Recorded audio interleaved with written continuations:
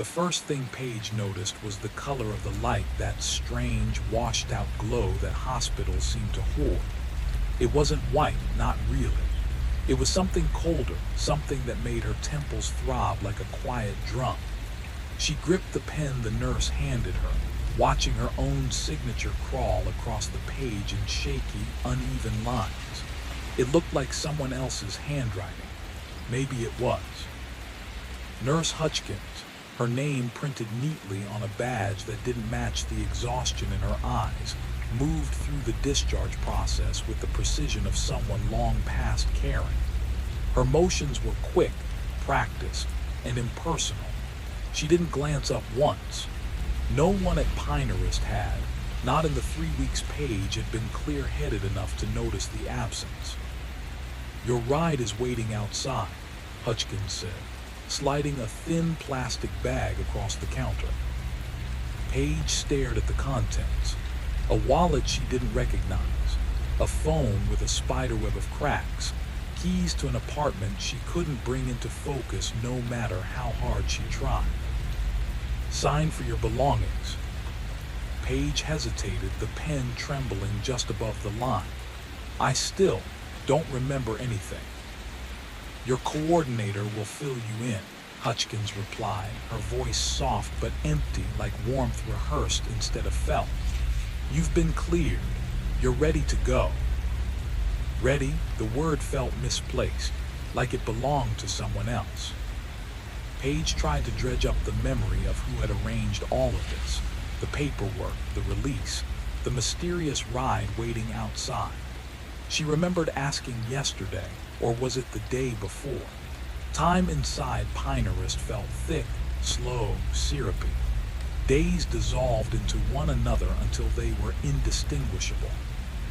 The month missing from her mind remained untouched, a blinding white field with no tracks to follow. The hallway swallowed the sound of her footsteps as she followed Hutchins. The walls were padded, but the silence felt padded too, the kind of quiet designed to muffle panic. An orderly walked ahead. Another, larger one followed behind.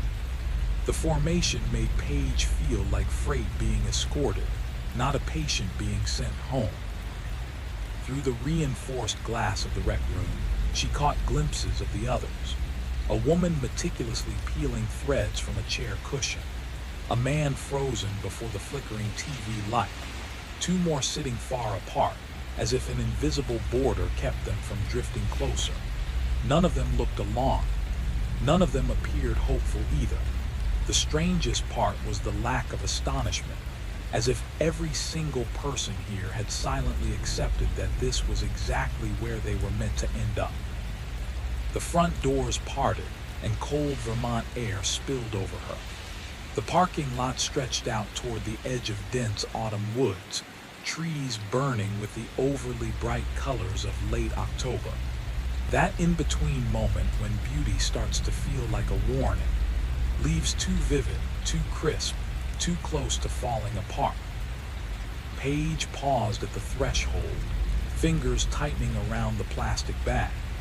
She scanned the lot for the vehicle meant for her, for the life she was expected to step back into, while the forest loomed like it knew something she didn't. And in the hollow space where her memory should have been, something faint and uneasy stirred. Everything outside seemed on the verge of falling apart, the leaves, the light, even the air itself. A sharp cold threaded straight through her clothes, the kind that didn't respect fabric or body heat. It felt like autumn had teeth. A dark blue sedan waited near the edge of the lot, its paint too plain, too polished, like it had been chosen specifically to blend in. The man leaning against the hood straightened the moment he spotted her. Late 30s, clean-cut, tidy sweater, polite posture. The kind of man strangers instinctively trusted. The kind who'd watch your suitcase at an airport or help your mother carry groceries. His face was warm, but his eyes stayed still, untouched by the smile he offered. He called himself Grant Foster, said he'd been arranged as her transportation home.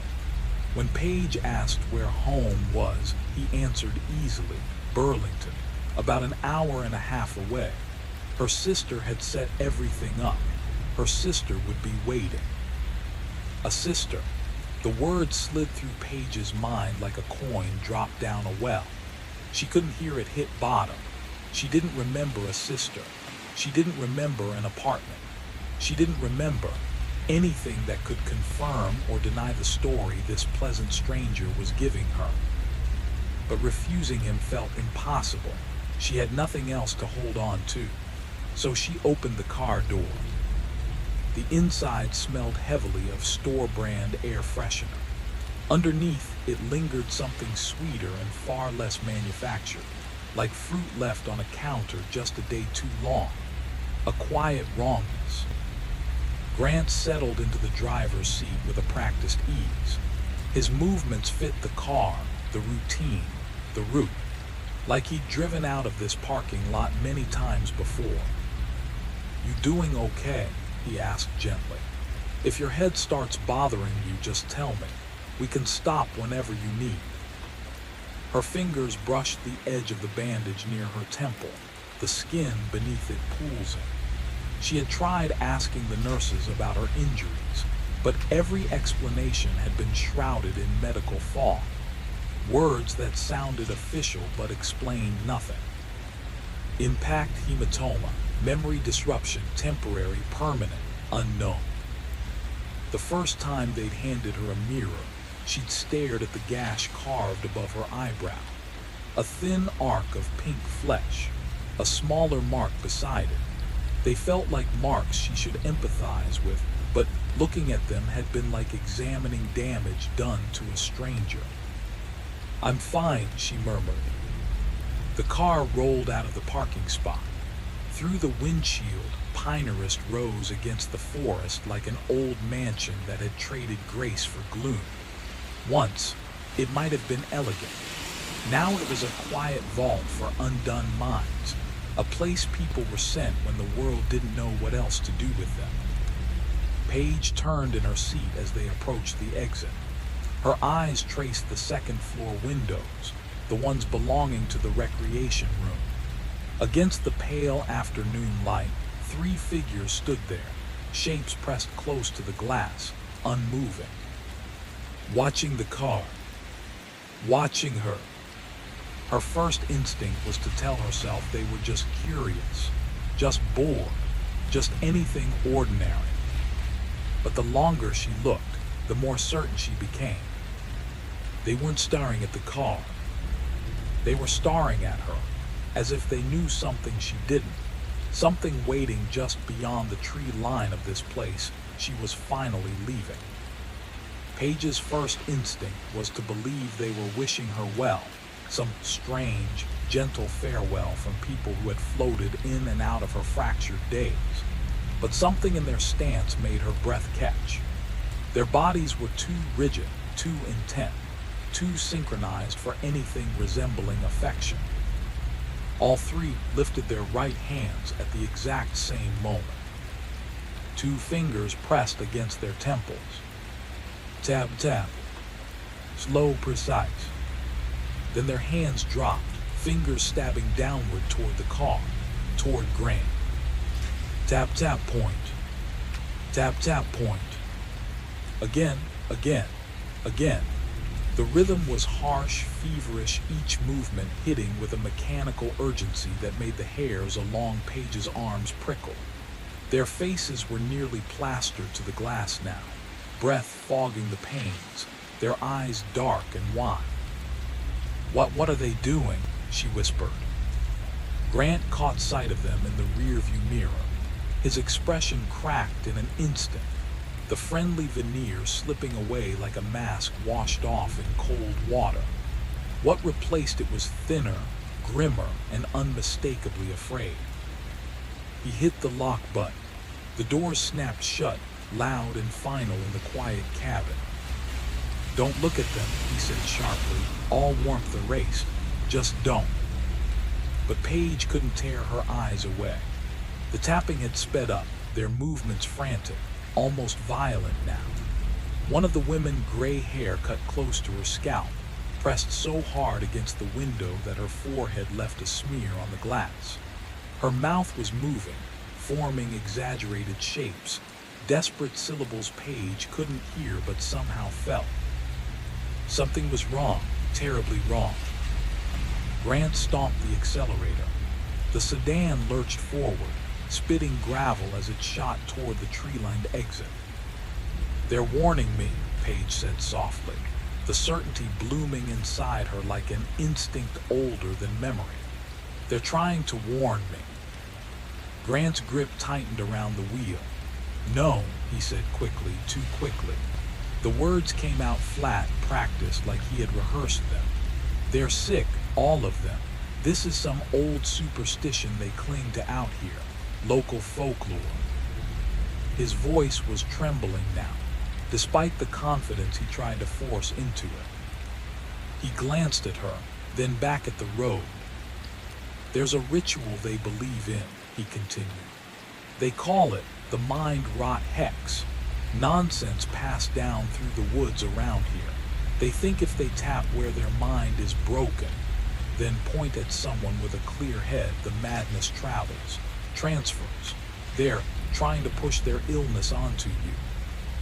Paige stared at him, disbelief draining the color from her face. "That's insane." "That's exactly what it is," Grant insisted.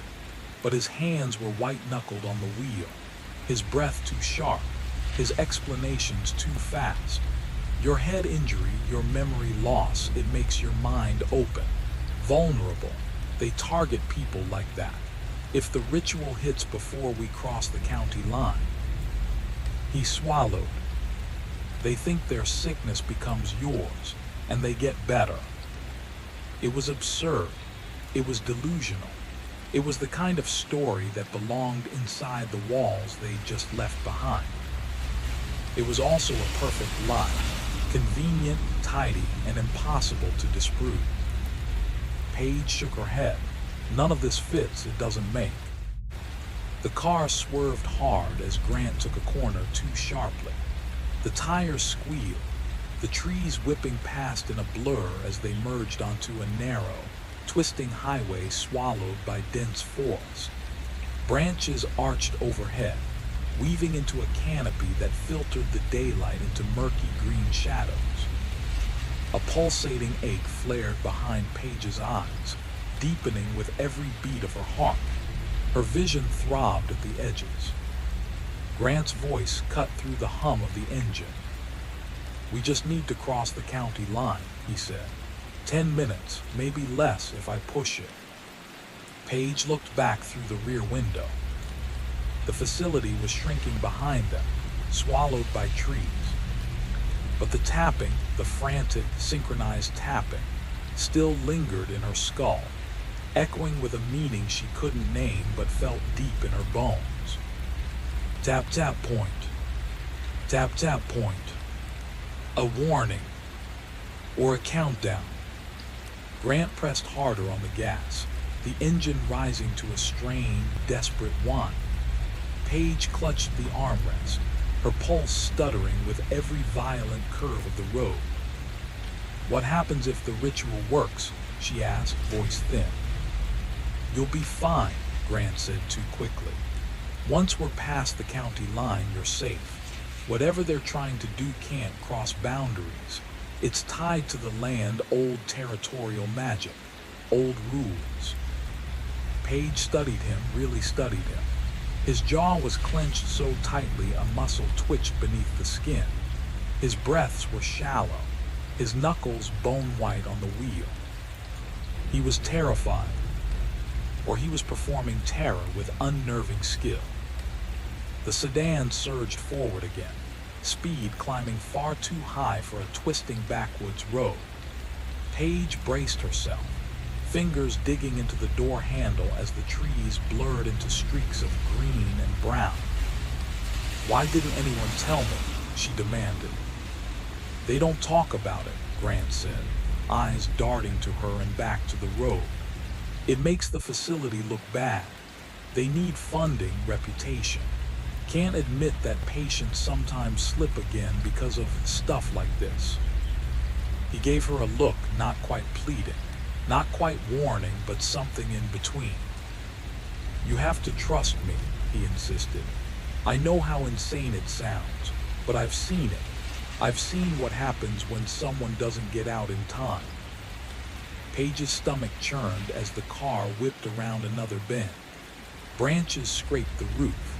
The world outside had become a smear of color and shadow. "Slow down," she said. "I can't," his voice cracked.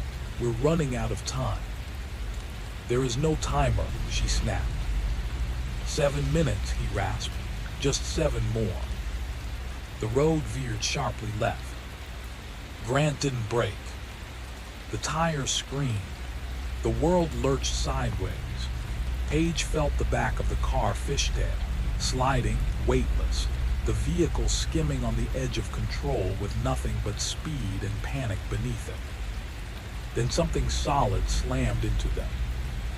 Metal buckled, glass exploded, and the world flipped. When the motion finally died, the car hung at a sickening angle, front end pointing into nothingness. Through the cracked windshield, Paige saw open air and fog, far below, the tops of trees swaying over a deep ravine. Silence wrapped around them, broken only by ticking metal and Grant's ragged breaths. Paige's head had struck the window during the crash. Warm blood crept down her cheek, sliding toward her jaw.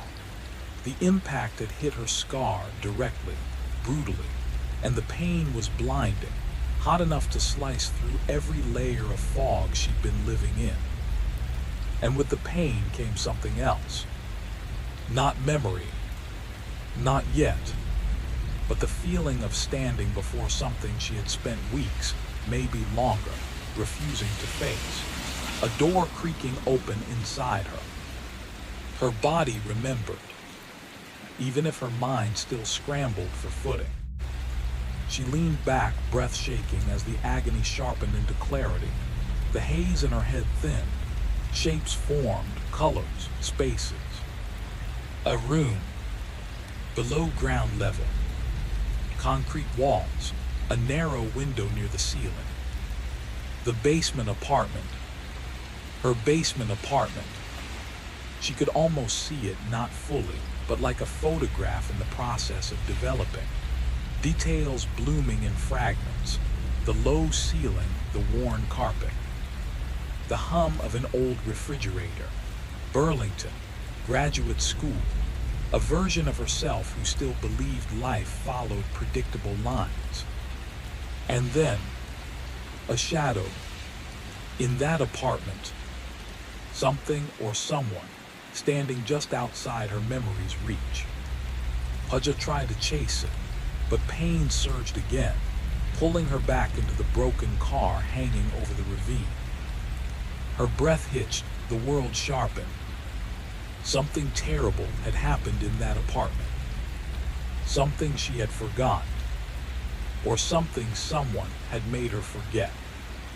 Pudja had been young enough to believe that learning how the mind works would somehow keep her safe. That if she could understand people, she could predict them, avoid them, outthink whatever darkness lived behind polite smiles. That belief died the night a man knocked on her door. He hadn't raised his voice, hadn't threatened her. He was calm, professional, almost reassuring. He showed her identification, spoke with practiced concern, told her there had been recent attacks nearby, women living alone. He said he was there to help, to ask a few questions, to make sure her apartment was secure. So she stepped aside and let him in. Because that's what responsible people do when authority warns them of danger. He walked through her basement apartment slowly, thoughtfully. Checked the windows, tested the locks, ran his fingers along the doorframe like he was memorizing it. He lingered in her bedroom doorway just a moment too long, and that was when unease first stirred, faint, dismissible, easy to ignore. Then he asked if she'd noticed anything strange. Anyone watching the building? Anyone tracking her schedule? Anything at all? She said no. And that's when she noticed his hands. Every few seconds, his fingers lifted to the side of his head. 2 fingers, right temple, a quick, nervous touch, then again. Tap, tap. Not fidgeting, not random. As if he were marking a spot. The next morning, shaken but trying to be sensible, Pudja went to the police station. She asked to confirm his name, his badge, his visit. The room changed when they told her the truth. There was no one by that name, no detective matching that description, no record of any officer sent to her address. They didn't stop there. They brought out photographs. 3 women over the last year and a half, found deep in the woods, living alone just like her. Each one killed the same way, 2 precise shots to the same place on the skull. Clean, deliberate. Right temple. Tab, tab. As the real detective laid the images across the table, the pattern snapped into focus. Pudja felt the blood drain from her face. She'd seen that gesture before. She watched a stranger stand in her home, touching his own head again and again, calmly showing her where the bullets would go. She ran. She didn't think, she didn't plan, she just fled.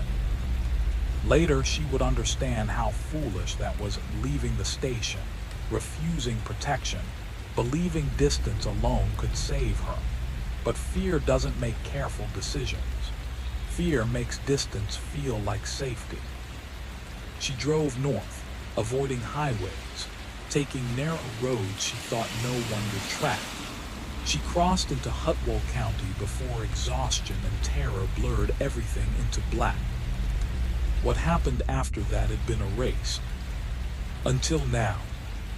Sitting in the wrecked car, blood warm against her skin, the missing pieces slid into place with horrifying clarity. He had found her. He had shot her. And somehow, impossibly, she had lived. Not 3 victims. 4. She wasn't an exception. She was unfinished. And the people at the facility, the ones pounding the glass, tapping their temples in frantic unison, they weren't warning her about madness. They were warning her about him. They weren't patients broken by delusion. They were survivors. The ones who had lived through him and lost pieces of themselves in the process.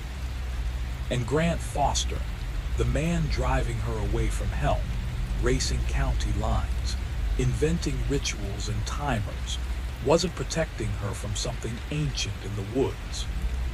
He was trying to finish what he started. The truth settled into Pudge's chest with a weight that stole her breath. The first 3 women hadn't died. The bullets had done something far cruel. They had survived, but whatever they'd been before had been shattered. Their minds torn apart, their bodies left breathing while their voices were stolen.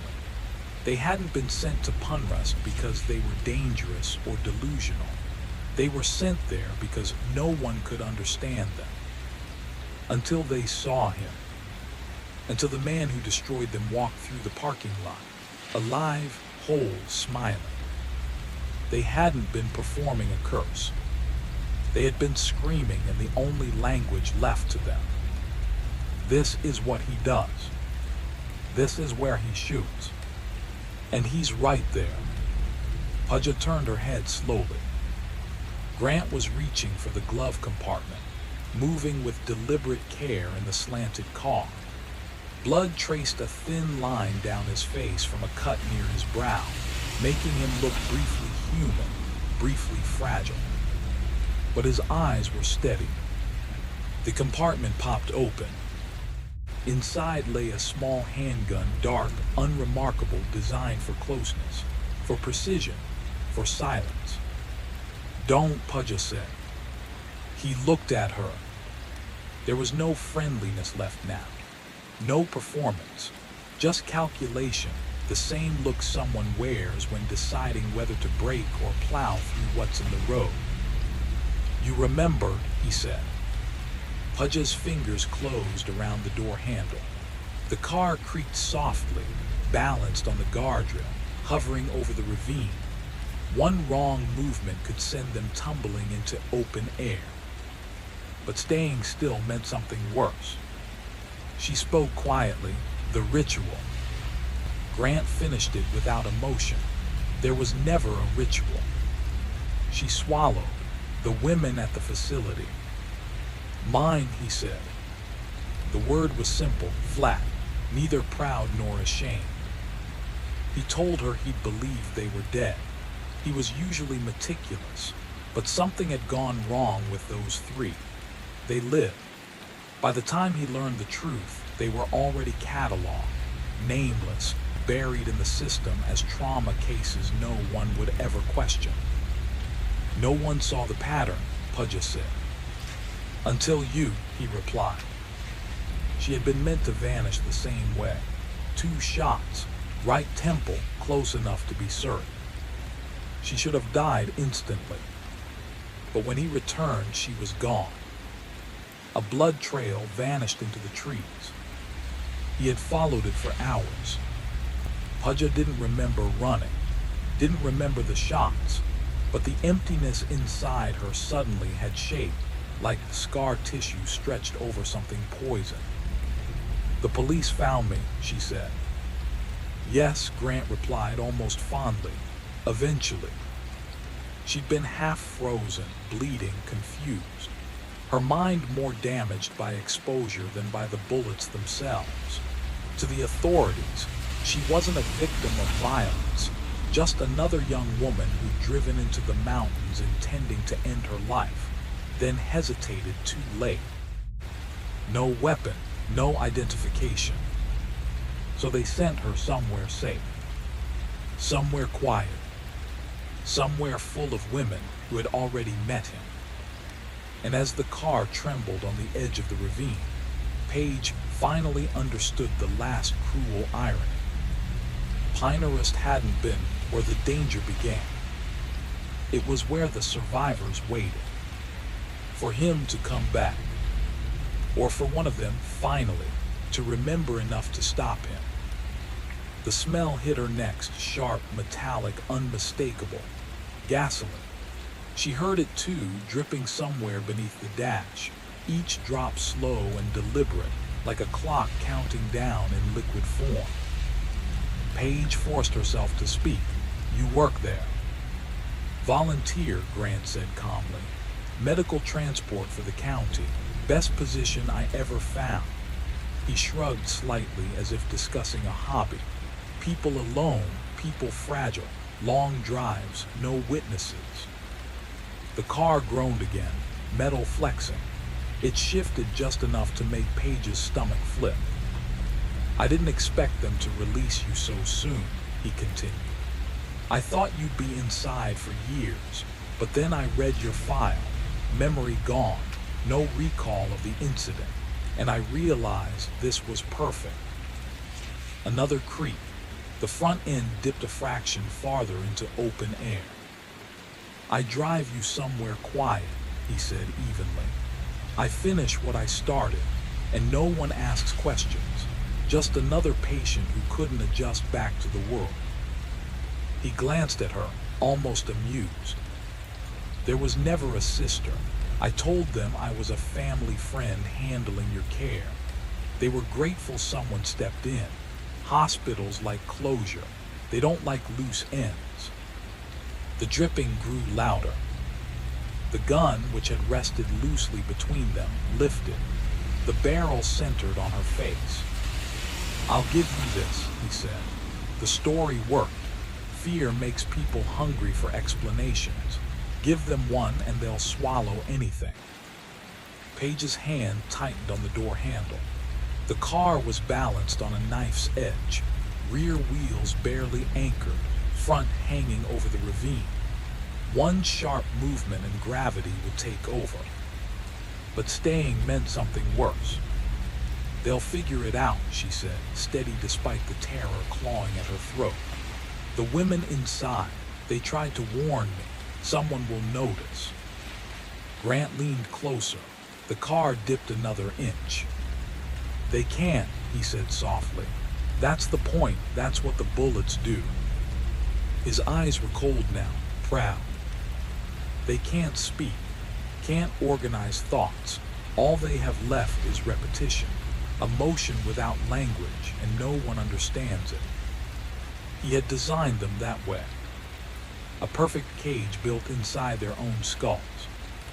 The same fate he intended for her. The gun was close enough now that Paige could see straight down the barrel, a small, dark circle, absolute and final. Behind her, the gasoline had stopped dripping. It was running. She wondered distantly how much fuel remained. How long before heat or friction or a single spark turned the car into fire? Grant spoke again, almost gently. "Both sides," he said. "That matters. It's not just about ending a life. It's about removing what makes someone themselves." He smiled faintly. "I don't want you dead. I want you alive enough to know you're gone, locked inside, aware, trapped, unable to explain why." The words settled over her like a sentence already carried out. Paige didn't scream. She didn't beg. She waited, breathing shallow, mind racing, listening to the gasoline flow, the metal groan, the ravine whispering below. And in that suspended moment, balance between falling and burning and becoming nothing, she understood the final truth. If she didn't move now, she would never move again. Paige pictured the faces at the window, the rigid bodies, the wild urgency in their eyes, the fingers striking skull and air again and again. They hadn't been cursing her. They had been seeing themselves, seeing the ending written all over her and trying desperately to interrupt it. She hadn't understood then. She did now. The car groaned, metal protesting as it shifted another fraction closer to nothing. Time thinned to a narrow edge. Seconds, maybe less. Paige spoke softly, 2 words. "Do it." Grant froze, his brows knit together, confusion breaking through the certainty on his face. "What?" Her voice didn't waver. "Shoot me, right now, before the car goes over." He hesitated. That pause, that need to decide, to evaluate, to savor control, was everything. Paige slammed her weight sideways, shoulder into the door, heels driving hard into the center console. The car rocked, suspended in a breathless moment where gravity seemed to wait. Then it chose. They dropped. There was no screaming metal, no cinematic chaos, just a rush of air, the whisper of leaves, and then a violent, bone-rattling impact that erased the world. Darkness took her. When Paige surfaced again, pain arrived first. Everywhere, nowhere, impossible to map. She couldn't move. Something heavy crushed her legs. The car was upside down, folded around her like wreckage clenched into a fist. Cold air poured in through shattered windows, carrying earth, gasoline, damp leaves. How long had she been out? Minutes? Hours? Time felt meaningless. She turned her head and screamed without sound. Grant was still in the driver's seat, or what remained of it. The steering column had collapsed into his chest. His eyes stared without seeing. Whatever had driven him was gone. The gun lay on the ceiling, now the floor, just out of her reach, catching a thin sliver of fatting light through the broken canopy above. Paige tried to move. Pain tore through her hip, sharp enough to steal her breath. She tasted blood. Her legs were trapped. The forest pressed in, silent and indifferent. She understood dimly that she might still die here slowly, quietly, bleeding into the dirt while the trees swallowed the sound of her breathing. But she was alive, alive and present in herself. That alone was something he had never intended to leave her. Paige closed her eyes and thought of the women inside the facility, the ones who had waited, who had pointed and tapped and begged without words. How long they had been screaming into a void, hoping someone would finally understand. She understood now. If she lived and the if was enormous, a chasm of uncertainty, she would not be silent. She would not let the meaning of their warning disappear again. Somewhere far above, a siren wailed faintly, uncertain, carried on the wind. Paige's breath shallow but real. She held on to that breath. And for the first time since the knock on her door, she knew one thing with absolute certainty. He had failed. She promised herself she would carry their story forward. If she lived, she would translate their warning into words the world couldn't ignore. She would become the voice they'd lost, even if it cost her everything else. The cold deepened, seeping past skin and bone, settling somewhere vital. Her vision narrowed until the world became a dark tunnel with a faint glow at the center. Paige fought to stay awake, fixing her focus on the small, dark shape just beyond her reach. Tap, tap. 2 fingers to the temple. The sign. The scar left behind. It was so clear now. It had always been clear, from the instant she'd seen them at the glass. She just hadn't allowed herself to accept the truth. Above her, through the fractured windshield, the sky faded into bruised purples and blues. Evening was closing in. Stars would come next. She wondered how long it might take for anyone to find them. Hours, days, or maybe never if the road curved away just enough. She reached again for the gun. Her arm trembled, muscles refusing to obey. The angle was wrong, the distance too far. Pain had stopped being sharp and had become something else entirely, a constant, numbing presence like gravity itself. Her hand fell back to her chest. Paige drifted through memories. Late nights studying, the quiet of her Burlington apartment, the small, ordinary choices that somehow funneled her toward this impossible moment. She thought of the real detective, the files spread across a table, and wondered if he would ever connect the dots. The transport volunteer, the women in the facility, the accident that was. Maybe, maybe not. The cold was inside her now. She closed her eyes. When she opened them again, lights cut through the darkness. Flashlights bobbed above, their beams slicing through branches and shadow. Voices echoed down into the ravine. Someone had noticed the broken guardrail. Someone had stopped. Paige tried to call out. Only air left her throat. She tried to move. Nothing responded. The darkness pressed close, patient and heavy, urging her to let go. She fought it, clinging to the sound of footsteps, to the distant calling of her name. Someone said it clearly this time. Her name.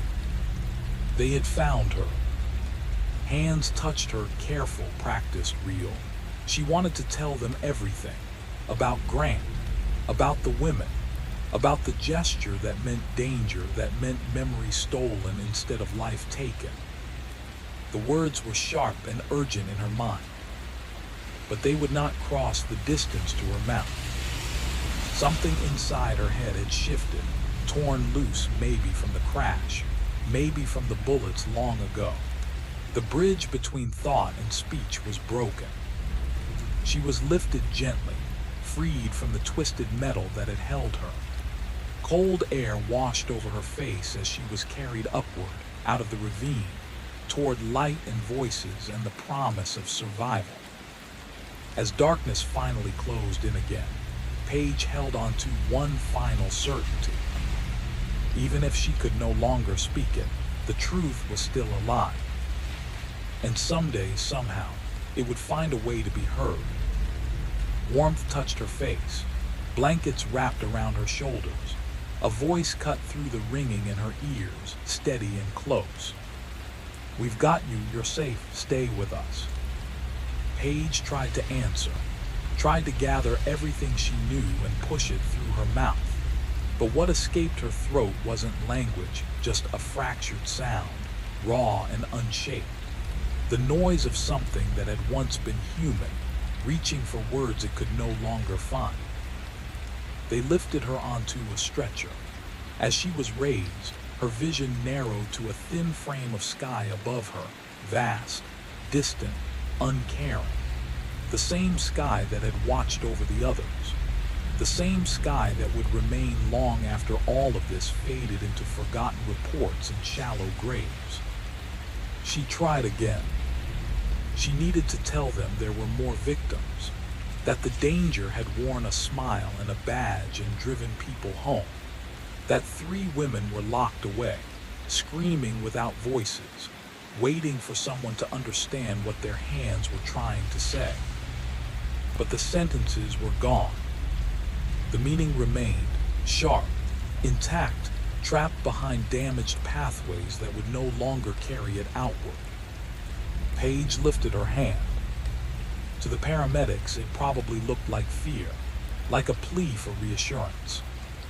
But that wasn't what she was doing. She pressed 2 fingers to her temple. Tap, tap.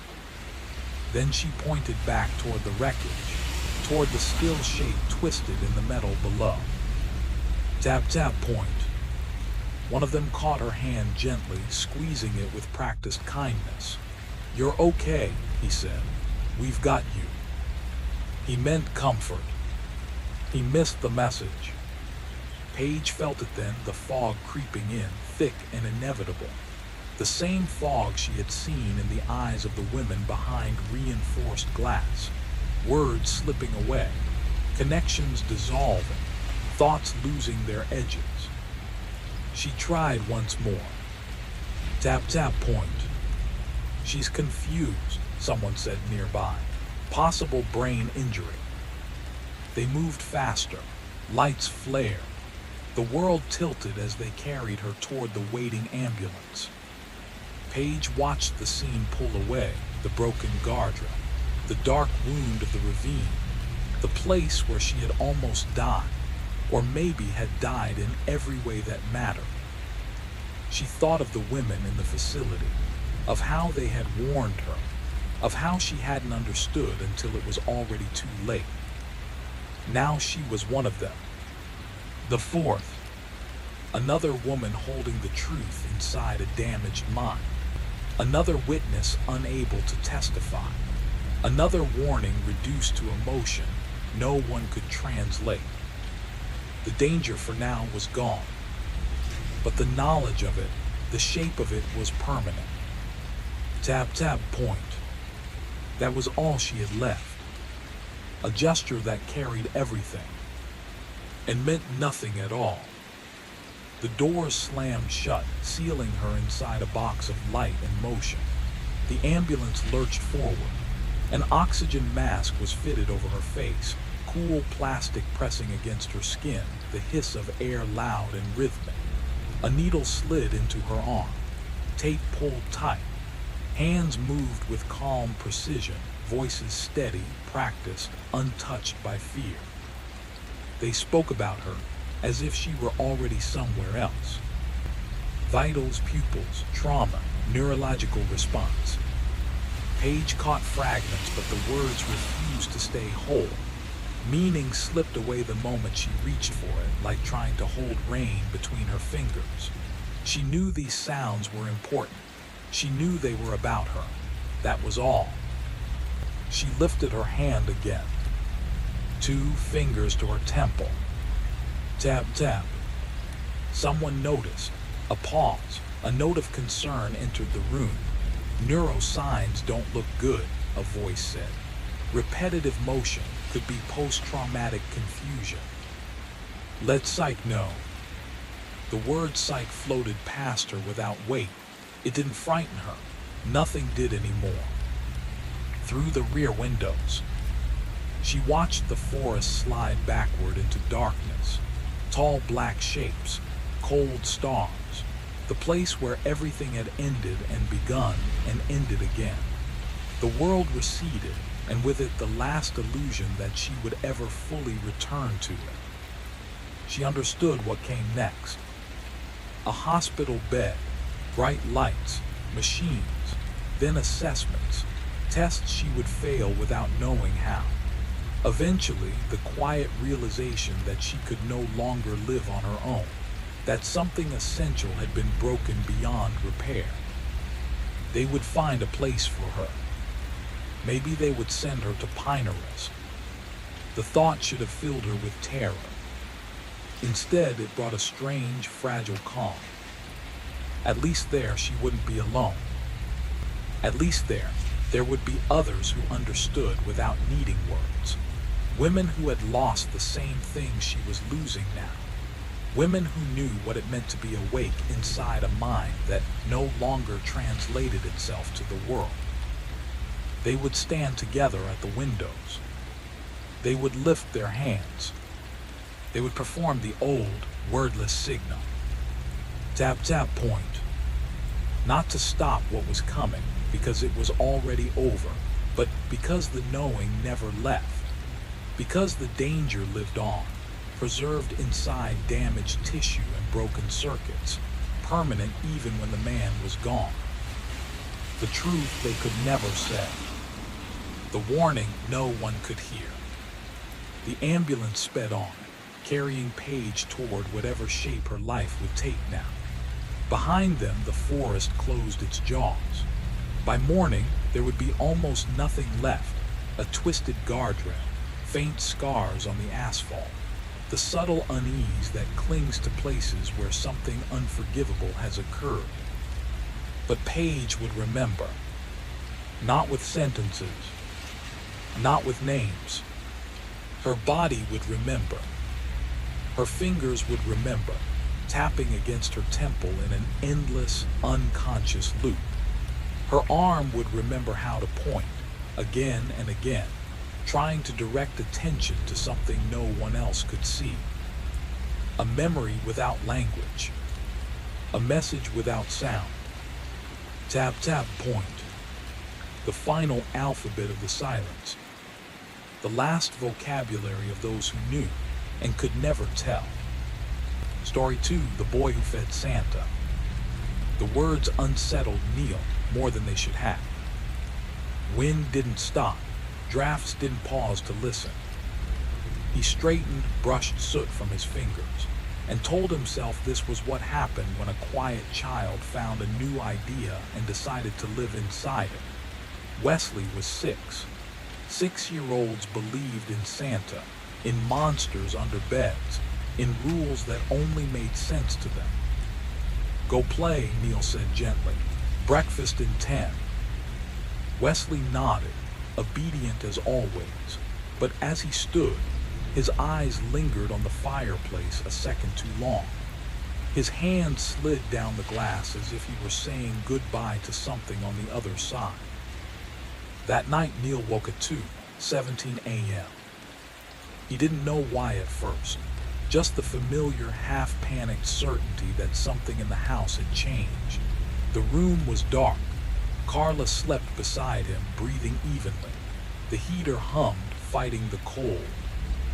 And beneath it, barely audible, a soft rhythmic sound. Not from the vents, from below. Neil lay still, counting breaths that weren't his. Slow, patient, as if someone were sleeping very deeply in another room. He held his own breath and listened harder. The sound stopped. The silence afterward felt deliberate. In the morning, Wesley was already awake, sitting cross-legged on the living room rug with a box of crayons. He was drawing the fireplace, not the outside, the inside. A tall black column filled with brick red lines and a round shape near the bottom with two dots inside it. Eyes.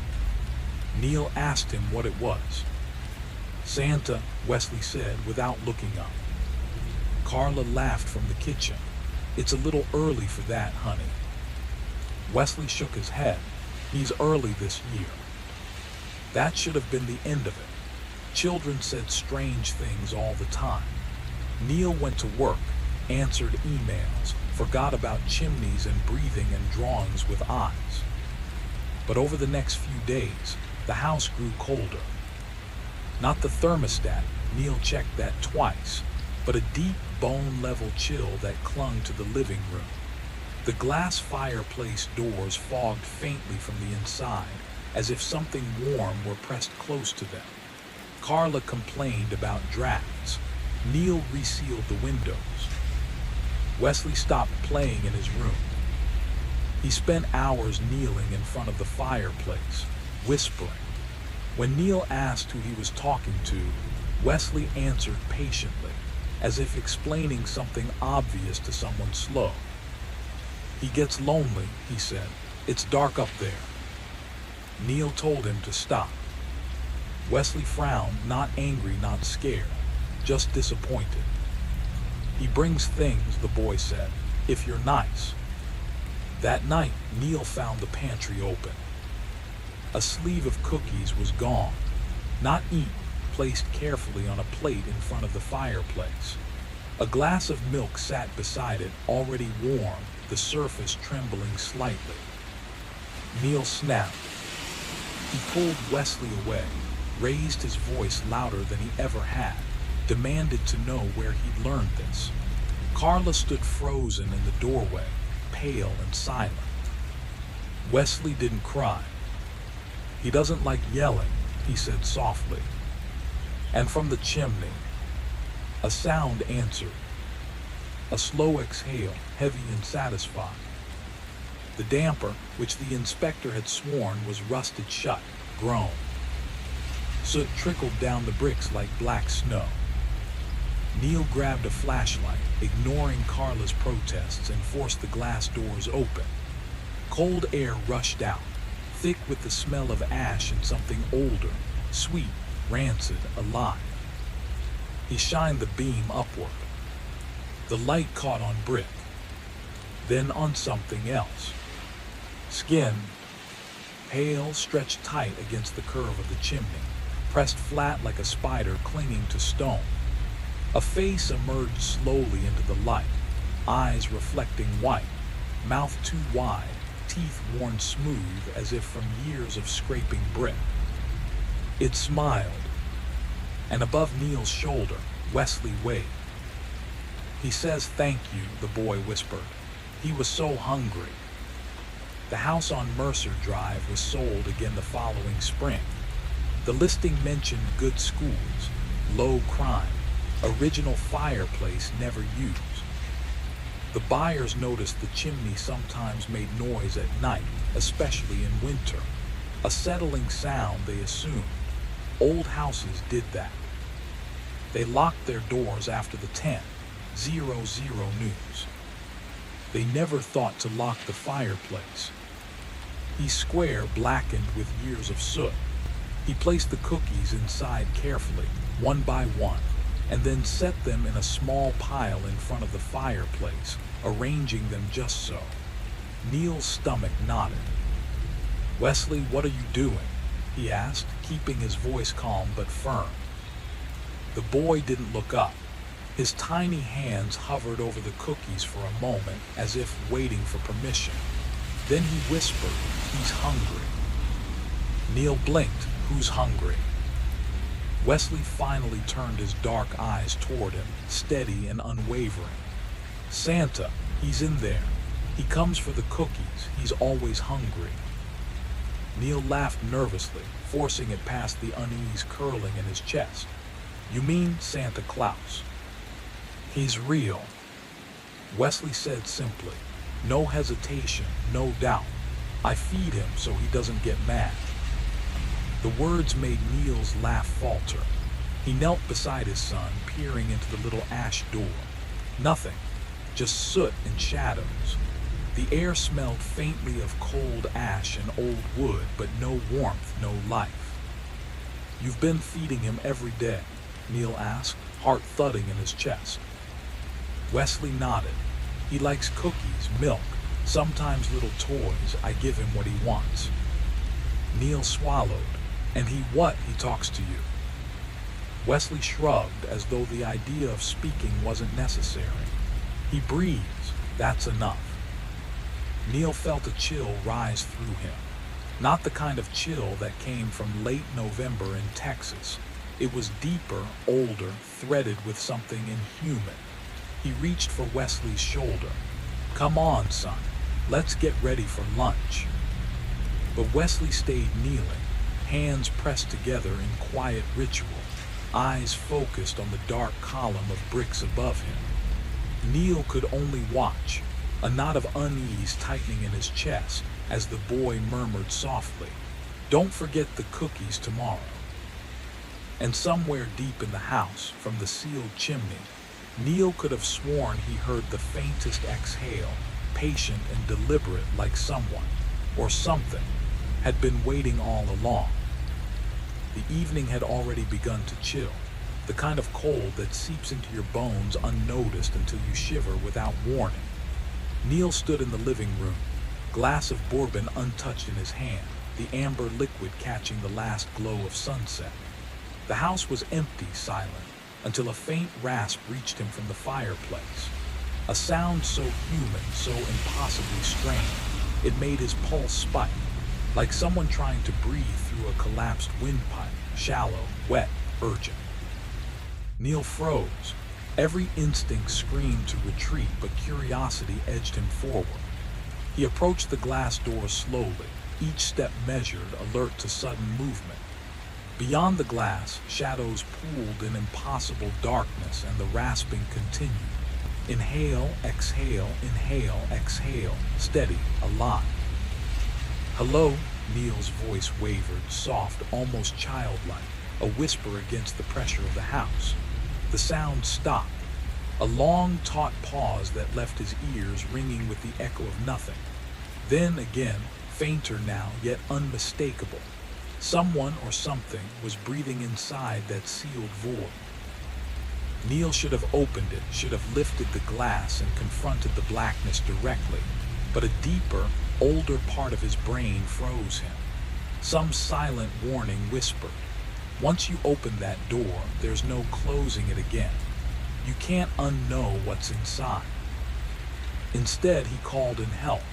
Eddie Polk arrived the next day, a chimney sweep whose face was a permanent squint, carved from decades of starring into dark, secret places. 60-something, thick around the middle, the kind of man who had smelled every shadow in every house in town. Neil explained the fireplace hadn't been used in years. Eddie set down his tools on a tarp, the metallic scrape of equipment against wood loud in the quiet room. He nodded slowly. Could be a bird, squirrel, trapped maybe. He squinted at Neil, expression grave. Happens more than you'd think. Sometimes they get down, can't get back out. Neil swallowed. And what happens then? The chimney sweep's answer was simple, final, chilling. They don't make it. The words echoed in Neil's chest, cold and hollow, as if the fireplace itself had swallowed them whole. And in the deepest shadow of the sealed clean-out door, something shifted. The faintest hint of movement or breath made Neil take a step back, heart hammering. He could almost feel it watching, waiting, hungry, patient, as though it had been there all along, bidding its time. At that moment, Neil understood. The house was not just brick and mortar. It was alive with something older, something small, translucent, impossible to name. Something that Wesley had seen and heard, long before Neil had the courage to even acknowledge it. The boy had known. Somehow, he had always known. Wesley lingered in the hallway, half hidden behind the corner, his small frame tense. eyes fixed on the scene like a shadow observing a storm. Neil had told him to stay put, but the boy had a way of slipping into sight unnoticed, a quiet, deliberate presence. His fingers tapped against the wall in a slow, rhythmic beat, methodical, measured, almost like a code Neil couldn't yet decipher. Eddie slid open the glass doors of the fireplace, and a faint, unsettling smell drifted out. Not sharp, not overwhelming, but unmistakably wrong, organic, almost decaying. He swept his flashlight up the vertical shaft, checking the damper, the soot-streaked brick walls, the narrow chimney channel. Then his arm disappeared into the opening. A grunt, a twinge of effort, and he muttered something about the damper being jammed. Whatever was in there wasn't a bird, too large, too solid, maybe a raccoon. Then Eddie froze. He yanked his arm back with a snap, straightened, and his knees cracked sharply. His face had drained of color, the pale gray of old paper. Neil asked him what was wrong. Eddie stripped off his gloves, shaking, speaking slowly, carefully, each word deliberate, almost a prayer. "Don't touch it. Don't open it again. I'll be back in 20. He didn't explain, didn't look back, and left the house, leaving the tools scattered, a silence heavier than before. Neil remained, staring into the black void of the open fireplace, the shadows seeming to pulse with unseen life. Wesley had edged closer, standing on the tarp, still as a statue, eyes dark and unreadable. His fingers rested at his sides, no longer drumming, a quiet weight in the room. "I tried to tell them," the boy murmured, voice low, almost swallowed by the thickening air. Then, after a pause, he asked, "Is Santa in trouble?" Neil's throat tightened. Words wouldn't come. He just stared, trying to see beyond the familiar face of his son into whatever lay beneath. Wesley's dark eyes held a certainty and knowledge far beyond his years. "Why would Santa be in trouble?" Neil finally managed. Wesley answered softly, his voice calm and resolute. "I've been giving him cookies through the clean-out door since Monday. He said he was hungry. He thanked me every time. He called me a good boy. He promised extra presents if I didn't tell Mommy or Daddy." The room seemed to shrink around Neil. The air felt thick, heavy, as if the walls themselves were holding their breath. He could hear the clock ticking, could hear his own heartbeat sinking with a rhythm from the fireplace, something alive in the darkness. "Did he ask for anything else?" Neil asked, voice barely above a whisper. Wesley nodded. "Water." The voice had asked for water yesterday, but the boy had improvised, slipping apple juice from his lunchbox through the clean-out door, careful, precise, keeping the fragile exchange alive. The ordinary kitchen had transformed into a space of impossible tension, where a 6-year-old boy held communion with something unearthly, his small hands and unwavering focus bridging the gap between fear and faith, the known and the impossible. The house no longer felt safe. It felt alive, listening, waiting, and Neil realized with a chill that the quiet inside the fireplace had been patient all along, and now it had chosen its messenger. The air in the Dutton house had thickened, tense, and electric. Wesley's small hands rested lightly on the clean-out door, his dark eyes fixed on the fireplace. "He drank it really fast," the boy said, voice quiet but precise. "Made noises like crying, but he said they were happy sounds. Santa gets emotional sometimes." Wesley paused, furrowing his brow. "I don't think Santa is supposed to cry." Before Neil could respond, Eddie returned, accompanied by 2 police officers and a fire captain named Bennett, whose scowl suggested he would rather be anywhere else. They crowded into the living room, discussing protocol, jurisdiction, and the logistics of a controlled demolition of the chimney breast, as if delivering an abstract, bureaucratic riddle to the Duttons. Neil and Carla listened, stunned, their minds struggling to grasp the reality forming around them. as though someone had just told them their house was built atop a hidden chasm. Carla's voice cracked with urgency. "What's happening? Tell me." Bennett's expression hardened into professional detachment, the kind reserved for breaking terrible news. "There's a man trapped in your chimney," he said carefully. "Wedged about 8 feet up, completely stuck. Can't move his arms, can't get leverage. Best guess, he came down from the roof, miscalculated, and became lodged. The chimney is narrow, probably built for smaller people. Every breath he takes compresses him tighter, like one of those finger traps." Carla's face paled. "Is he dead?" "No," Bennett replied. "We can hear him breathing. He's been trying to speak, but only a few words are clear. He keeps asking for a child, asking if the child is here." Neil felt his stomach twist. The room spun slightly, gravity tilting around him. Bennett explained the extraction plan. They'd have to break through the chimney breast to free the man. EMS was en route. The victim faced dehydration, hypothermia, and possibly crush syndrome from the prolonged pressure. Bennett pulled out a notebook, flipping to a blank page. "About the child?" he asked. Neil swallowed. Wesley, he thought it was Santa. He's been giving him cookies, juice, apple juice through the clean-out door. The boy has been feeding him, keeping him alive. Bennett glanced at Wesley, who met his gaze without hesitation. This kid, he probably kept him alive. Another day or two without water, and this could have been a recovery operation instead of a rescue. The Duttons were escorted out of the room as the fire crew began work.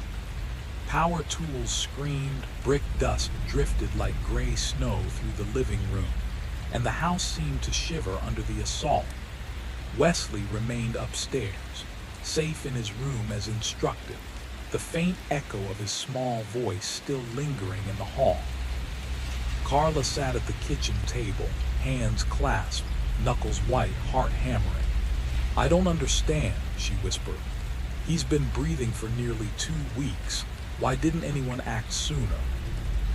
Neil could only stare at the ceiling, the pounding of his own pulse filling his ears, realizing that their child had somehow been the lifeline between life and death, the quiet savior in a story that none of them could have imagined.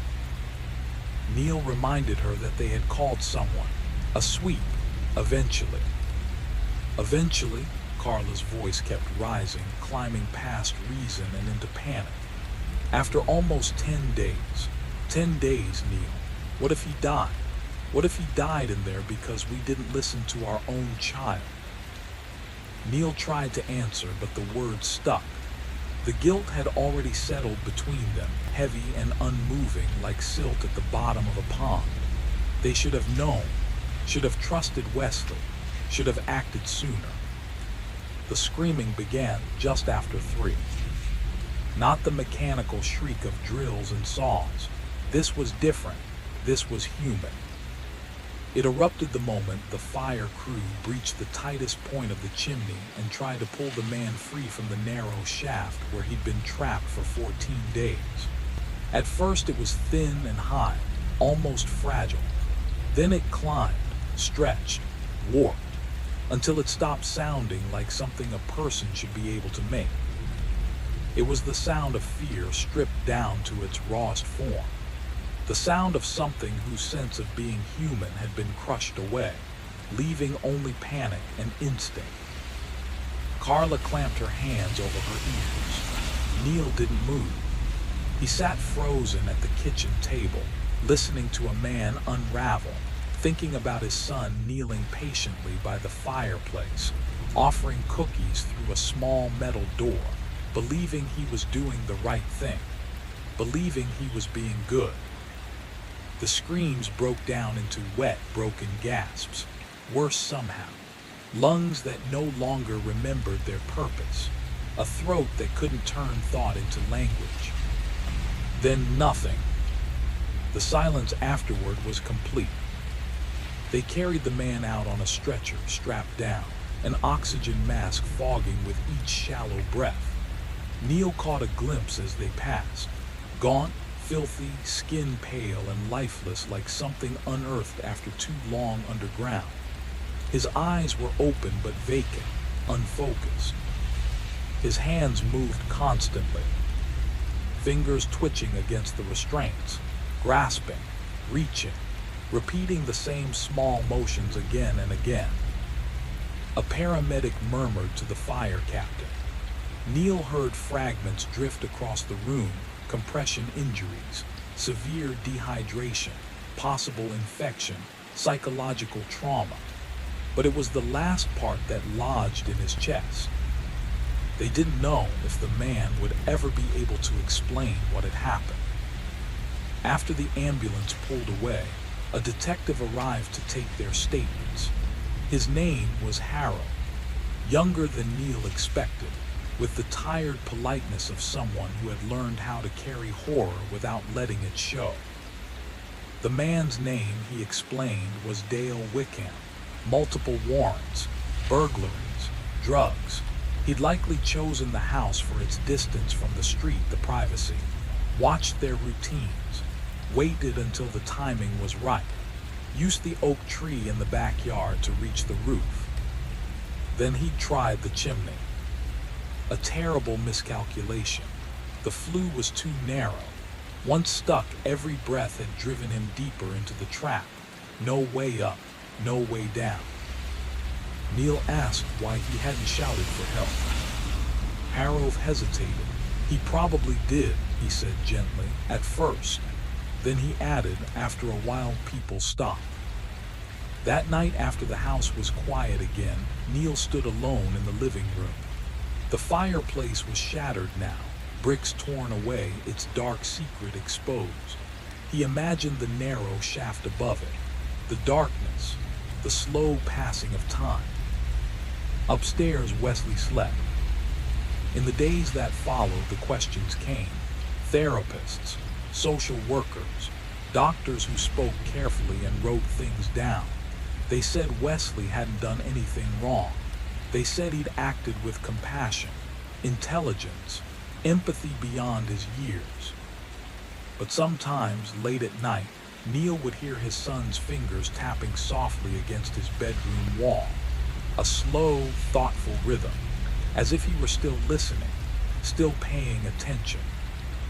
The chimney was sealed permanently.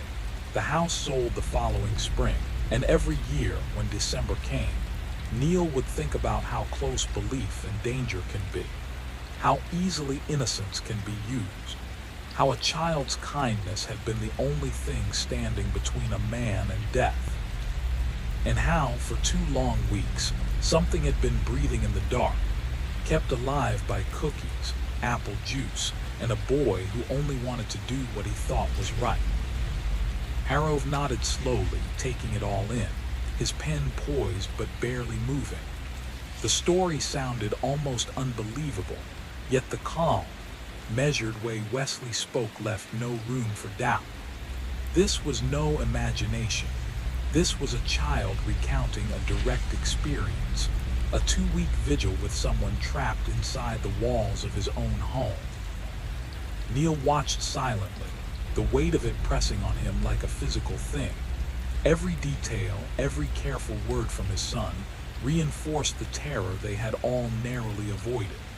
He remembered the smell, the quiet rasping that had seemed impossible to locate. The boy had been right. There had been someone in the chimney, someone alive, and they had been surviving on a 6-year-old's trust and care. Harold asked Wesley about the requests, and the boy's voice was precise. Food, water, cookies and juice, every day. He paused, dark eyes steady. He said he needed fuel to make the toys, and if I helped, he'd bring extra presents. Wesley's small shoulders had carried an enormous responsibility without complaint. And the sounds, Harold pressed gently, the noises you heard. Wesley tilted his head, thinking, sometimes like crying, but he said he was happy. Santa gets emotional. He loves children. he nodded, as if confirming a simple fact, and looked directly at Harold. Yes, he was Santa. Neil's chest tightened. It wasn't the boy's imagination. It wasn't a story made up to amuse adults. Wesley had been in contact with a man, trapped, desperate, alive, and he had kept him alive day after day with nothing but trust and cookies. The magnitude of it hit Neil all at once. A 6-year-old had saved a life, guided by a belief so pure that it had turned fear into courage. Harrow's notebook finally closed with a quiet click. "Thank you, Wesley. That's very helpful," he said. But even he seemed to understand the enormity of what the child had done. Neil reached down, resting a hand on Wesley's shoulder, feeling the tremor of small hands and small shoulders holding the weight of something almost unspeakable. For a moment the room was still, heavy with disbelief and relief. Somewhere in the chimney, the memory of compressed breaths and faint rasping would linger, but in the kitchen, a 6-year-old had become a hero in the quietest, most unimaginable way. The chaos had settled. The flashing lights had faded, the hum of machinery silenced, and the last officer had driven off into the evening. Neil stood in the quiet living room, staring at the jagged wound in the chimney. The crew had broken through about 6 feet up, leaving an uneven opening that seemed impossibly small, barely enough to slip a medicine cabinet inside. The brick edges were scorched and slipped, stained with soot and something more, something alive before, now dark and glistening in the fading sunlight.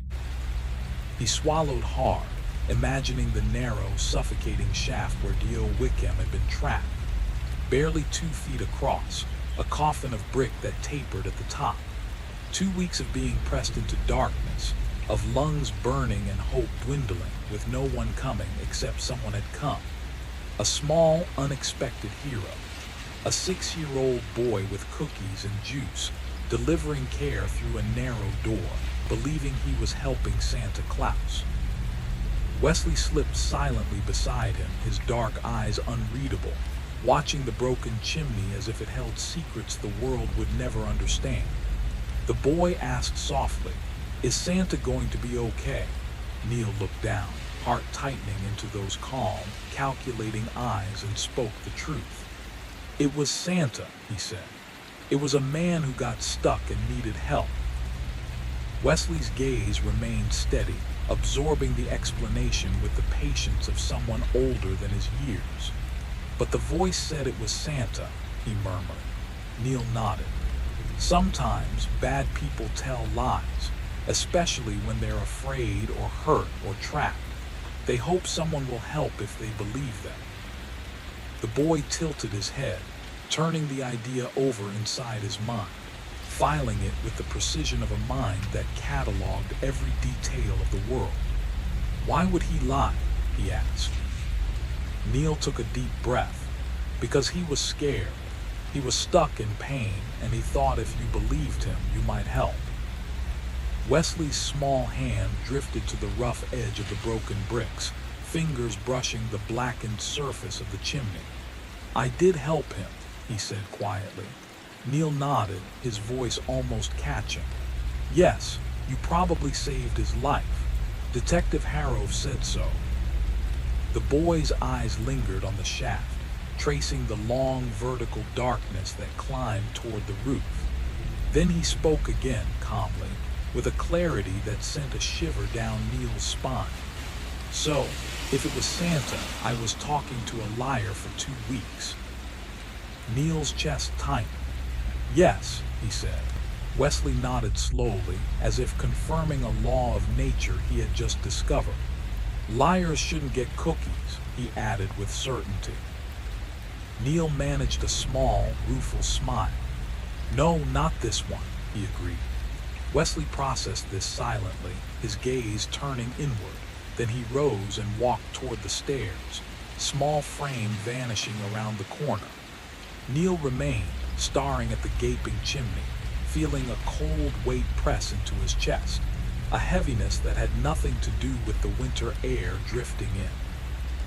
The smell lingered, stubborn and unsettling, a reminder of what had been hidden within the walls. The next day, the contractors arrived, sealing the breach, closing off the passage that had held a man suspended between life and death.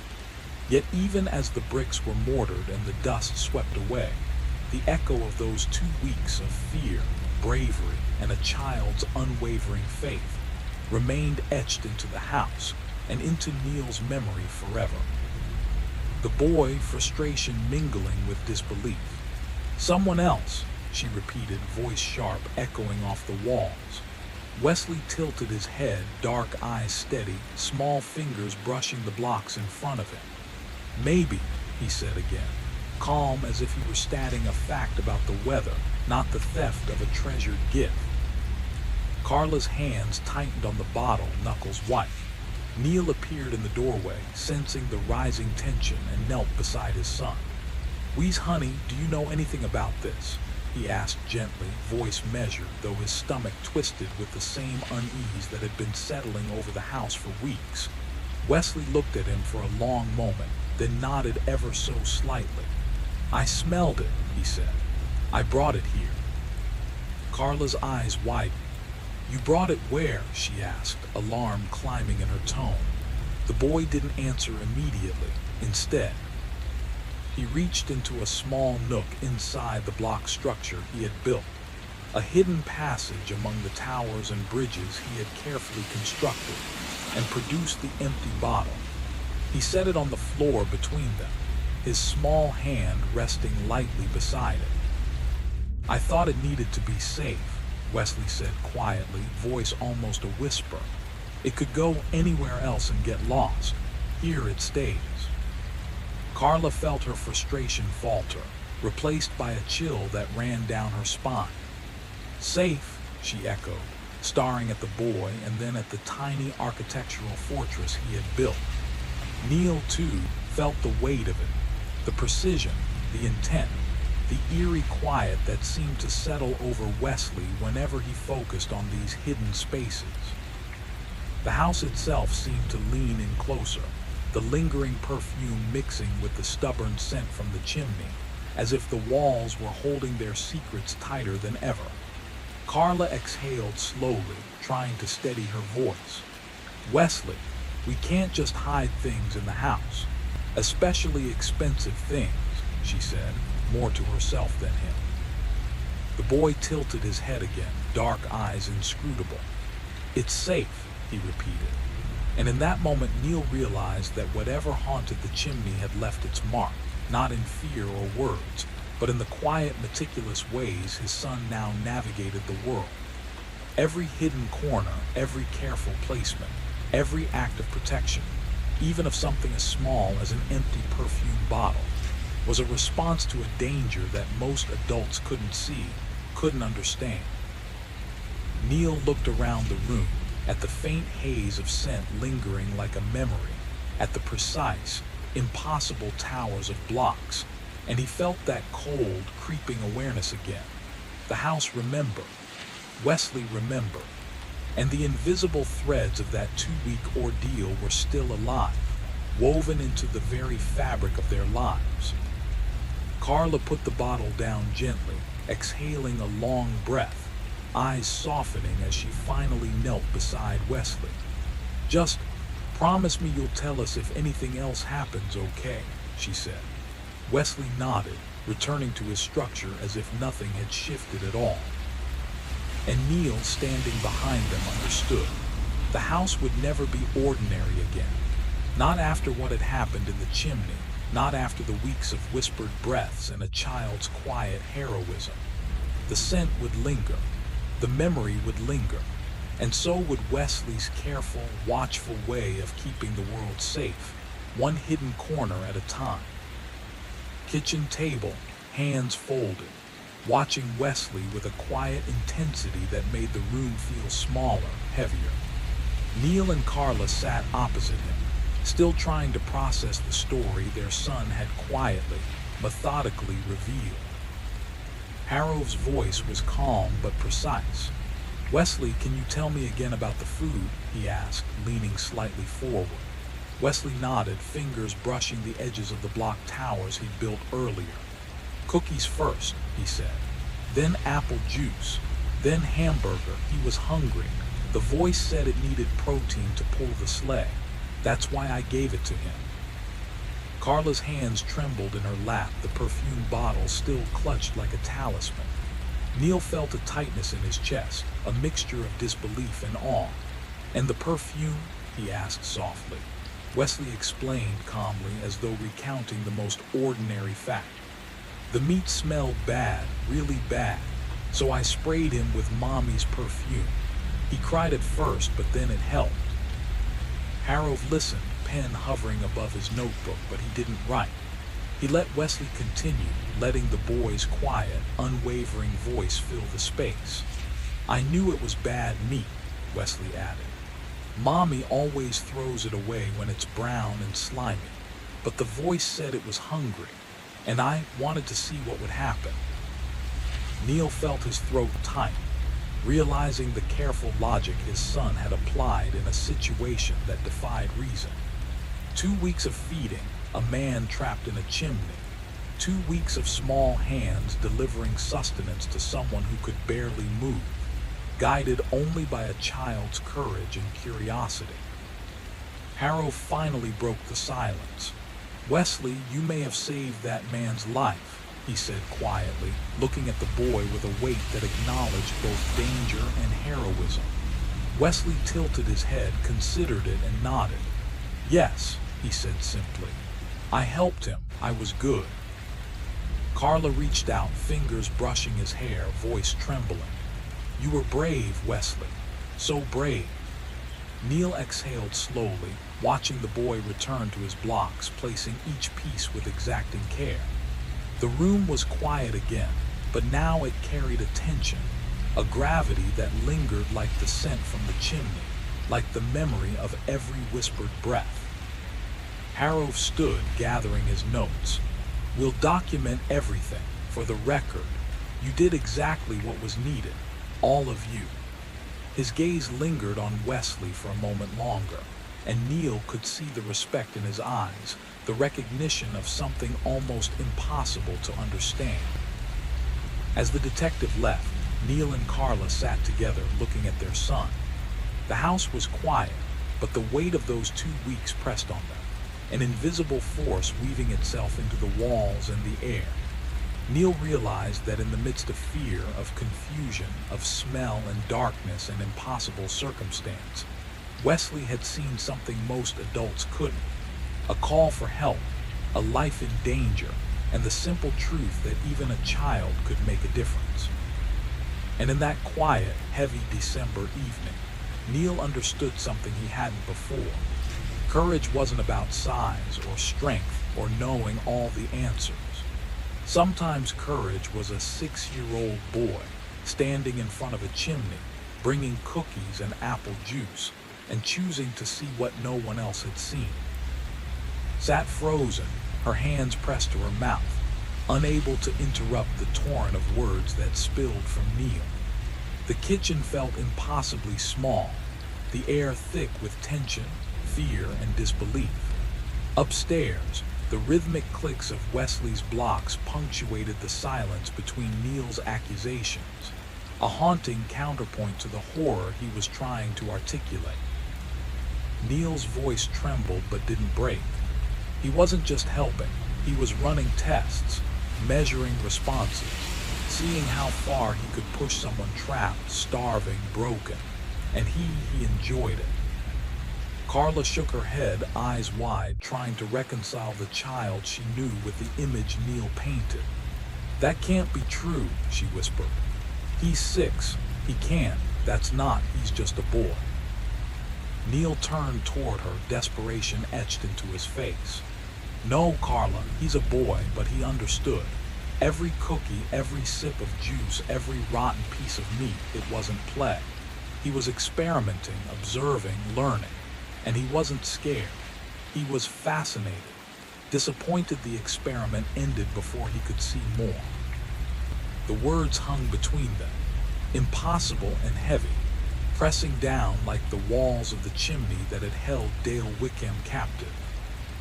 Neil felt his chest tighten as the reality of Wesley's actions settled in. Small hands, careful eyes, a mind calculating outcomes with cold precision. Carla swallowed, struggling to find words. Finally, she murmured, We need to get him help. He can't process this alone." Neil nodded slowly, but his eyes never left the ceiling, as if watching the echoes of 2 weeks' worth of quiet horrors play out above them. "Yes," he said, voice low, "but what do you do when the child is the one who saw everything clearly, the one who understood?" Silence fell again, broken only by the faint, meticulous clicking of blocks above, a sound that would forever echo in their minds. A child's genius, curiosity, and unknowable darkness, all folded into the small, deliberate motions of a boy who had touched the edges of human suffering and cataloged it like a scientist with no moral compass. Carla was crying now, silent tears tracing lines down her cheeks. Neil wanted to reach across the kitchen table to hold her, to make it all stop, but his body felt numb, hollowed out, as if the weeks of horror had scraped him clean. All that remained was the echo of the life they'd known before Thanksgiving, before everything had shifted. "She's our son," Carla whispered, voice trembling. "I know," Neil said quietly. "We love him," she added, clutching at the edges of her own heart. "I know," he replied, but the words felt thin, empty. "We'll figure this out," she said, voice breaking on the last word. "We'll get him help. We'll fix this." Neil's eyes met hers, and he saw the same impossible question mirrored in her gaze that he'd been asking himself for days. He said softly, almost to himself, "What if we can't? What if this is just who he is?" Christmas Eve arrived under a slate-gray sky, the clouds low and oppressive, pressing down like wet cement. Neil's mother called about visiting, worried about flu season, but he told her it was fine. They'd celebrate after New Year's. He could hear the relief in her voice. The chimney was gone now, torn down to the roofline, replaced with plywood and flashing. A rough patch of new drywall waited silently in the living room, unpainted and unfinished, a reminder of destruction and survival. The smell, the cloying, sweet rot of the bricks and the memory of 2 weeks' suffering, had begun to fade. At night, though, Neil swore he could still catch it on the air, that lingering trace of trauma that seemed embedded in the walls themselves. Wesley spent Christmas Eve morning building. His new block set was double the size of the old one, with connectors and pivots allowing for structures that stretched imagination. He had been at it for days, filling his bedroom floor with a sprawling, intricate creation. Neil watched from the doorway, chest tightening as he observed the boy's absolute focus. Small hands placed each piece with meticulous care, no trial and error, no hesitation. Each component precise, deliberate, almost clinical. "What are you building?" Neil asked. Wesley didn't look up. "A chimney," he said simply, fitting a horizontal bridge between 2 vertical columns. Neil felt a chill creep up his spine. Why a chimney? Wesley's gaze never left his work. "Because now I understand how they work," he said. "They're not just for Santa. They're for anything that needs to get stuck in a specific way. The shape matters. The narrowing at the top matters. But the distance from the bottom to where it gets too tight, that's the most important part." Neil's stomach turned cold. He realized in a way that made his heart stop that the boy wasn't just imagining or playing. He was studying, observing, learning, calculating.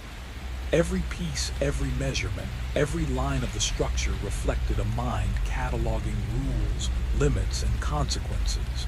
A mind that had already touched something dark and carried it inside. And for a moment, Neil wondered if they would ever truly understand what they had unleashed, or if the memory of those 2 weeks would continue to live inside Wesley, quietly shaping the way he saw the world. Neil's voice faltered, barely audible. Why is that the most important part? Wesley finally looked up, those dark, calculating eyes locking onto his father's.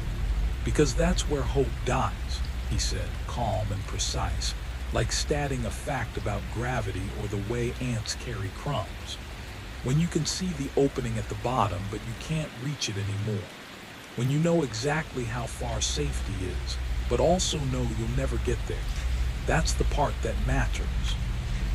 Neil's mouth went dry. He stood frozen, staring at his 6-year-old son, listening to a child dissect despair with the same meticulous care he had once used to observe ants in the backyard. He swallowed hard. Do you understand that Mr. Wickham was a real person, not Santa? A real man with a real family, a real life. Wesley nodded, almost matter of fact. Do you understand he was in pain, real pain? Yes, Wesley said. He cried a lot, especially after the meet. At first it was loud, but after a few days it got quieter, more like whimpering, like a dog that's hurt, too tired to bark. Neil's chest tightened, and that didn't make you want to stop, to tell someone who could help. Wesley placed another block carefully, considering the question. No, he said. Stopping would mean not knowing what happened next, and I wanted to know what happened next. Neil swallowed hard. And what happened next? The boy's hands continued their measured work, fitting each piece with exacting precision. He stopped being a person. He became just sounds. Breathing, crying, sometimes words, but the words didn't make sense anymore. Just noise. He paused, his gaze briefly lifting to the ceiling as if replaying it all in his mind. That's when it got boring. I liked it better when he could still talk, when he would say, "Thank you for the cookies, call me a good boy, promise presents." Once he stopped being able to pretend, it wasn't interesting anymore. Neil's knees gave out. He sank onto Wesley's bed, feeling suddenly fragile, hollowed by the weight of comprehension. Did you know he was pretending? Wesley glanced at his father, calm as ever. Of course, Santa isn't real. Mommy and Daddy told me last year, but he didn't know I knew. That made it interesting, watching him keep pretending, even when he was in pain. Watching him make his voice sound happy when I could hear him crying between words. Neil's throat tightened, and that was the experiment. Wesley returned to his creation, lining up another block with deliberate care. Yes, he said simply, how long someone can. He paused, lifting his gaze, as if measuring his father's understanding. Keep pretending when nobody else is watching. Pretend to be something you're not, when you're desperate enough. Neil asked quietly, his voice barely more than a whisper. Wesley didn't look up from his blocks. The answer is a really long time. He said matter-of-factly, almost until the end. He only stopped pretending when I gave him the bad meat. Neil swallowed, the weight of the words pressing into his chest. After that, the man hadn't been able to keep up the illusion. The house was hushed, but not silent. Neil could hear Carla downstairs in the kitchen, moving quietly, preparing Christmas dinner that none of them would really taste with joy. The faint hum of a television played holiday movies somewhere in the background, cheerful and distant, as if they belonged to another life, another universe. His own heartbeat thumped in his ears, steady and unrelenting, keeping him alive even when he wished it wouldn't. Wesley, Neil said carefully, stepping closer, you need to understand something. What you did, keeping him trapped, feeding him spoiled food, watching him suffer, it hurt him. Really hurt him. That man, he's in the hospital now, and he might never be the same. Wesley paused, placing another block with precise care, then nodded. I understand, he said. Neil hesitated, his voice trembling slightly. Does that make you feel bad? Sad that you hurt someone? The boy stopped building entirely. He sat back on his heels, head tilted, as if he were charting some inner terrain, measuring it with the same scrutiny he gave to his towers and bridges. No, he said finally. It didn't make him feel anything. Neil blinked, swallowing hard. And should it? Wesley returned to his construction, calm and methodical. Christmas morning came cold and gray. Mechanical cheer filled the house, the kind of forced happiness that families perform for each other. Wesley unwrapped his gifts with meticulous attention. A bicycle, a set of new books, the expanded block set he'd already been using, and a teddy bear, soft brown, black button eyes, and a red ribbon around its neck. He held the bear carefully, examining it with the same exacting curiosity he reserved for everything, then set it aside and returned to the bicycle. Carla tried to make it normal, cooking a ham and setting the table. Neil played Christmas music, old standards, songs about snow, sleigh bells, and the magic of belief. They ate together in the dining room, pretending the rough patch of drywall in the living room didn't exist, pretending their son was just their son and nothing fundamental had changed. But it had changed. They all knew it. The knowledge of who Wesley really was sat with them at the table like an uninvited guest, silent but unmistakable. After dinner, while Carla cleaned the kitchen, Neil went to the garage. He carried a stack of firewood he'd bought back in October, when the cold first arrived and they'd considered using the fireplace. He brought it into the living room, placing the logs neatly beside the hearth. The fireplace remained dark, cold, and still, its mouth sealed and silent, but the memory of what had happened there lingered, heavy and unshakable. The room smelled faintly of decay and perfume, of lessons learned too early, and a child who had seen the fragile edge where innocence and cruelty meet. Neil stacked the wood slowly, carefully, listening to the quiet, aware that nothing would ever feel entirely normal again. What it would feel like to be trapped, compressed, and powerless. Every instinct in him screamed, every memory of the past weeks converging into one unbearable crescendo. Neil's knees buckled, and he grabbed the edge of the mantel for support, trying to anchor himself in the ordinary world that had long since slipped away. But Wesley didn't falter. The boy stepped closer to the fire, dragging the teddy bear behind him like a small shadow tethered to innocence. He stood at the hearth, his dark eyes fixed on the dancing flames, studying them as if they were part of a lesson, a calculation, a puzzle to decode. The crackle and pop of the fire filled the room, each hiss of heat and sap striking Neil like a bell tolling. He knew rationally that it was just physics, just the predictable expansion of moisture in the brick, but the sound mirrored the past too vividly. Neil could almost hear it, the rasp of air through crushed lungs, the desperate gasps, the cries of a man confined for 2 endless weeks while a 6-year-old observed, experimented, and fed him, watching the consequences unfold. It was a chorus of memory and fear, a song of guilt and horror. Wesley tilted his head, as calm as ever, reaching out a small hand to the hearth. "It's okay," he said softly, his voice carrying that strange mix of innocence and comprehension that had defined him all along. "It's just fire." Neil wanted to believe him. He tried to swallow the lump in his throat, tried to convince himself that this was only the ordinary sound of burning wood. But the tremor in his chest, the ache in his gut, told him the truth. It wasn't just fire.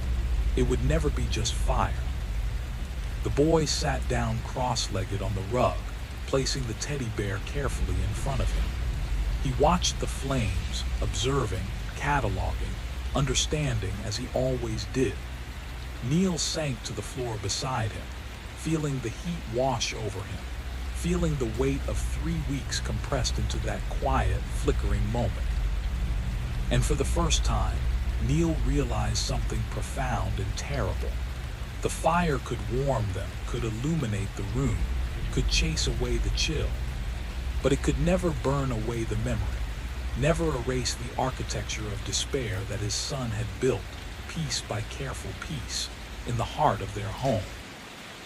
The memory of that sound would haunt Neil forever. In quiet moments, those fragile gaps between sleep and consciousness, he would hear it again, echoing through the soft crackle of every fire he ever saw. Wesley stood now at the hearth, unshaken by the heat licking at his skin, his dark, unreadable eyes fixed on the flames as if measuring some invisible equation. He held the teddy bear carefully, examining it one last time. The button eyes, the stitched smile, the fragile echo of innocence. Then, with a calm precision that made Neil's chest tight, he let it fall. The bear hit the fire and ignited instantly. Its synthetic fur curled and blackened, melting into sticky shards. The stuffing bloomed into flame, popping and hissing, the button eyes bursting with sharp, almost human-like snaps. The red ribbon twisted and disappeared, leaving only smoke curling upward. Neil's ears picked up a sound that wasn't quite fire anymore.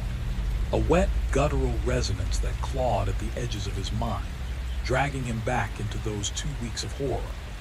It was as if Dale Wickham's suffering had seeped into the bricks, recorded in the dense, dark fibers of the chimney. And now the heat was setting it free again, encoded in crackling flames, hissing smoke, and the smell of burnt fabric.